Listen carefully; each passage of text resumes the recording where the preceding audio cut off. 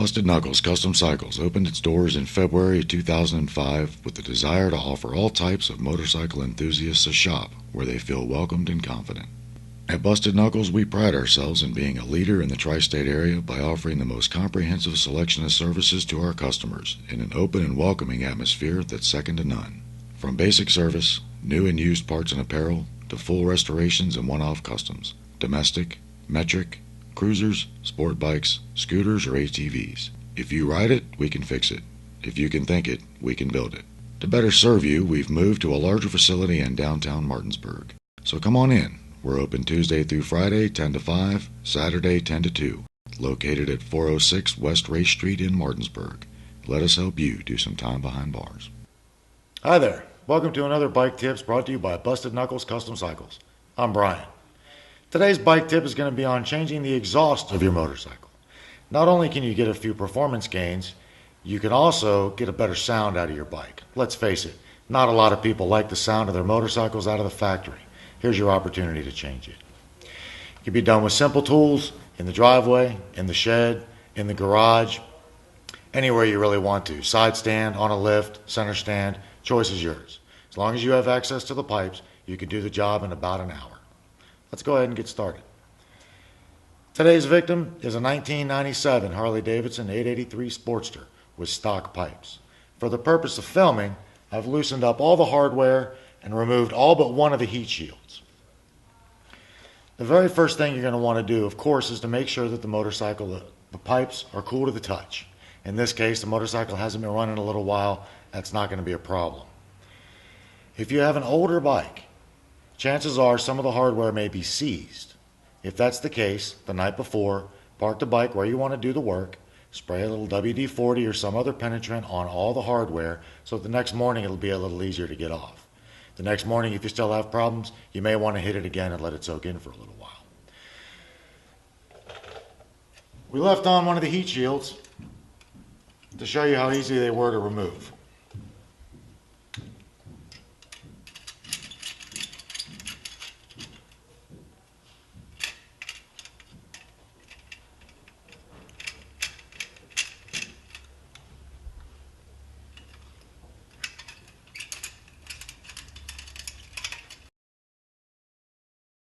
Once the heat shields are removed, you can start removing the rest of the hardware.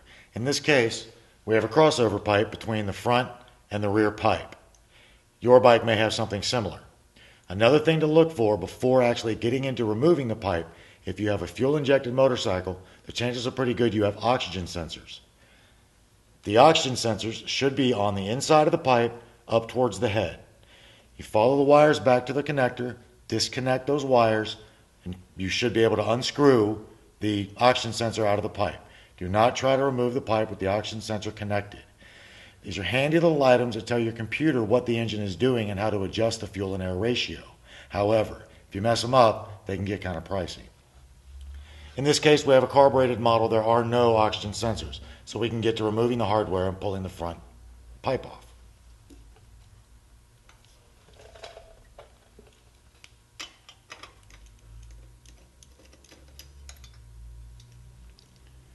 A few things to look for. While removing the nuts off of the studs into the head, be very careful. If you get some resistance, hit some more penetrant. Another little problem that could happen is pulling the stud out with the nut, which I'll show you in just a minute. It's not fatal. You just have to be more careful when you're putting it back together.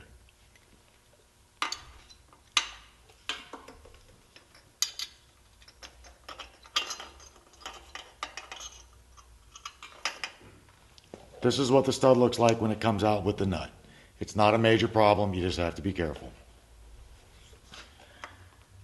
In some cases, it may be necessary to remove another part of the bike in order to get some of the hardware off. In other words, it may interfere with removal. The master cylinder in this case had to be loosened up to actually remove the pipe to begin with, but the hardware was already loose when I started.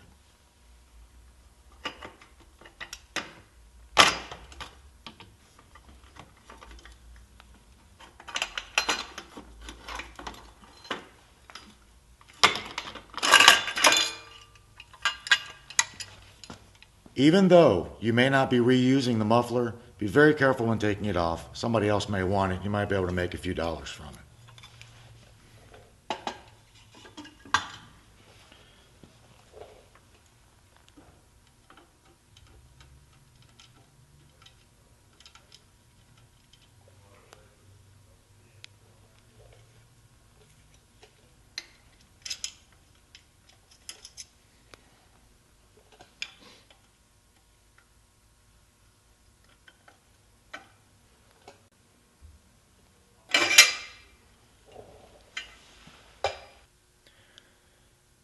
Something about the Harley-Davidson mufflers, they have a clip and an exhaust flange that are two pieces. A lot of motorcycles don't. In this case, this is how it is. You'll be reusing this clip and reusing the flange. To remove the clip, take a screwdriver and carefully pry it up over the edge of the flange, and then just work it around, and it'll spring off like so. Be very careful. I've lost a lot of blood to these things. Once that clip is off, remove the flange. You'll be reusing both of those parts.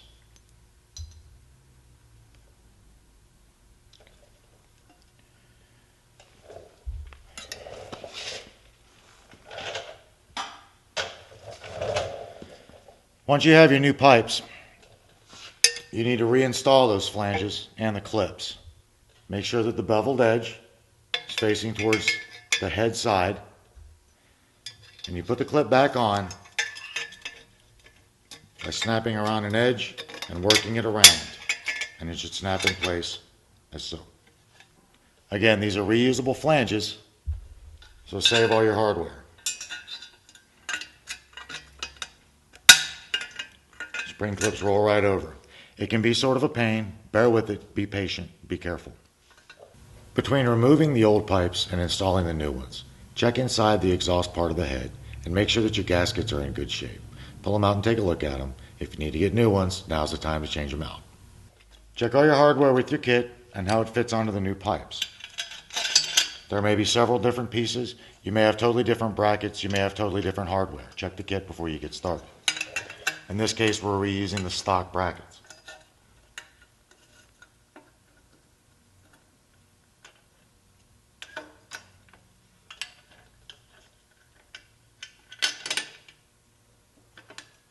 Once you get it hanging, go ahead and put one of the nuts on the head just to hold it in place.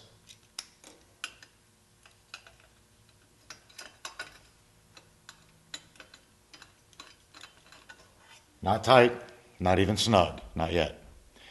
Now, if you remember, this is the stud that came out with the nut.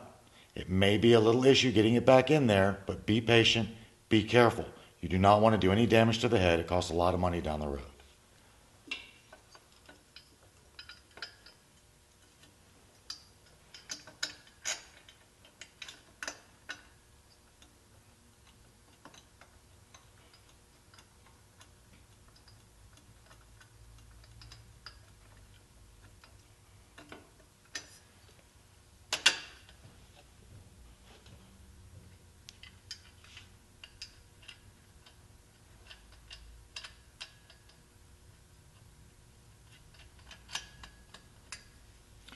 And the front pipe is on.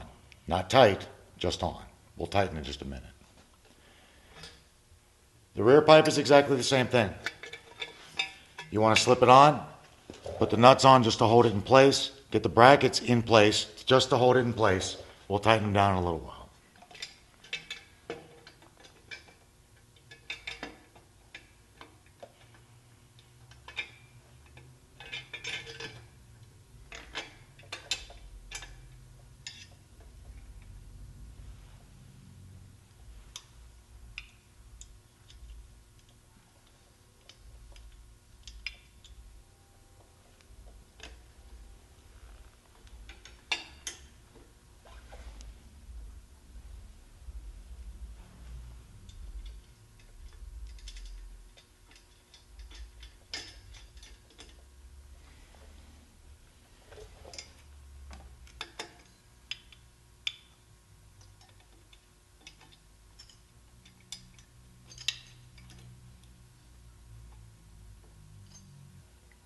At this point, everything is snugged up. Go ahead and tighten it down to manufacturer's specs or whatever the directions the manufacturer of the pipe say.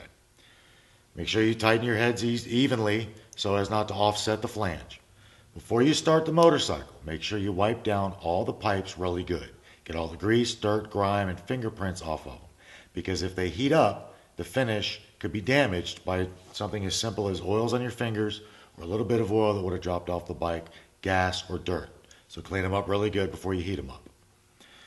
Start the bike, get it up to operating temperature, shut it down, let it cool down, and go back over the hardware one more time.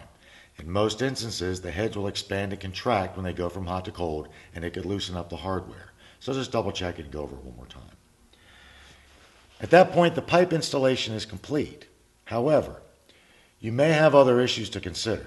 In this case, we took a carbureted motorcycle, took the stock pipes off, and went to drag pipes. Chances are pretty good we're going to have to go ahead and jet the carburetor. If you have fuel injection, you change to a higher flow pipe. You may have to get a processor. You may have to get the manufacturer to map it, or something else to handle the difference in the fuel-air ratio and the amount of air you're pushing out the exhaust. But other than that, that's pretty it. It's straightforward and it's simple. It's easy to do, and it's going to sound great. This has been another bike tip brought to you by your friends at Busted Knuckles Custom Cycles. Ride safe,